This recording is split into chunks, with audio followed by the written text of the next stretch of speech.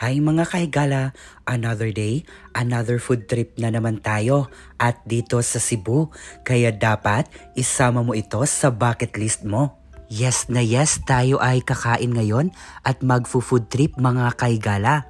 Dahil ang Cebu ay hindi lamang binabalik-balikan dahil sa tourist attractions nito, kundi dahil din sa mga pagkain at lalong-lalo na kilala ang Cebu sa lechon.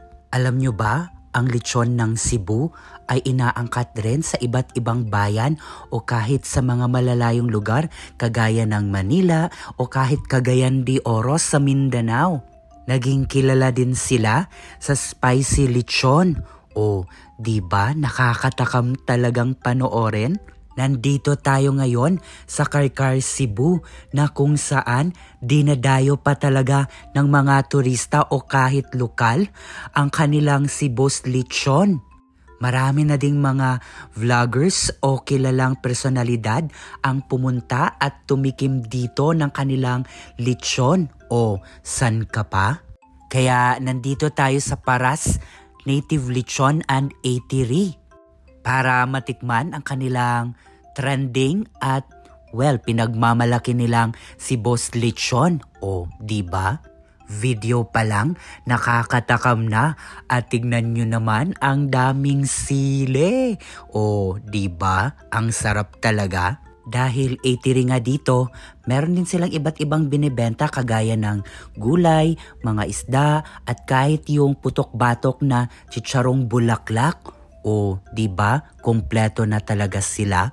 Alam mo yung nagvo-voice over ako kahigala, pero hindi talaga mawala sa isip ko ang sarap ng Cebu's lechon ng Carcar, Cebu. O, diba? Kaya ang sarap-sarap talang balikan ng Cebu dahil sa kanilang mga pagkain. Pero hindi mga high blood ang mga tao doon ha. Talagang mga mababait talaga ang mga Cebuano. Nga pala mga kahigala, ang rice na ito na binalot ng niyog ng dahon ay tinatawag nilang puso. Sikat din dito. Kaya tara, tikman na natin ang Cebu's lechon dito sa Carcar. Nagkikrave na talaga ako.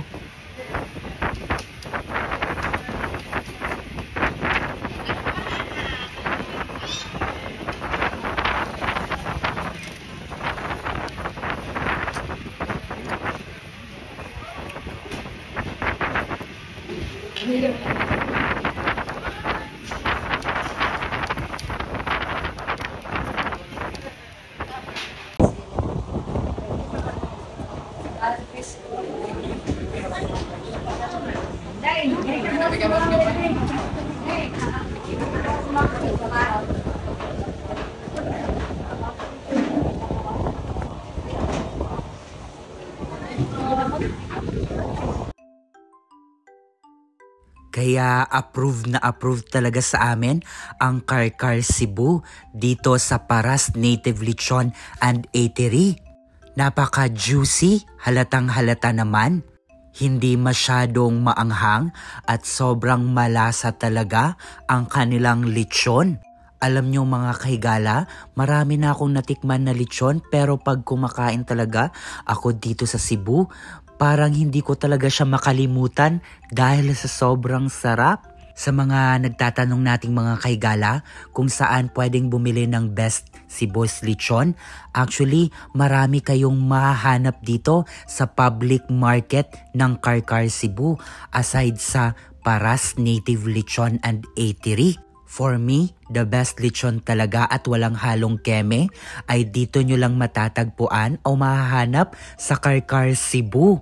Hindi na kailangan ng mga fancy restaurants at parang mga typical na Pinoy na nakaupo at kumakain lamang na nakakamay. Best feeling ever talaga. Isa talaga to sa mga food trip na hindi ko makakalimutan at dito pa sa Carcar, Cebu. Kaya kung ikaw ay pabiyahing South Cebu, pumunta ka ng Simala, sa mga Butanding, Waterfalls Adventure or kahit White Beach, huwag niyong kalimutan mag-side trip at pumunta dito sa Carcar, Cebu para matikman ang, for me, best lechon ever. Dahil tunay talagang nakakatakam at tulo laway mo talaga dito. Pasensya na mga kahigala. Uy, hindi lang noon ang Karkar Cebu sa lechon ha, dahil meron din silang mga binibenta ditong chicharon at napakalutong at masarap talaga. Maraming mga nagbibenta dito, and take note, may spicy chicharon din sila. O, di ba? San ka pa? May pasalubong ka na sa iyong pamilya at barkada? Kaya hanggang sa muling food trip na may budget-friendly recommendations, ingat!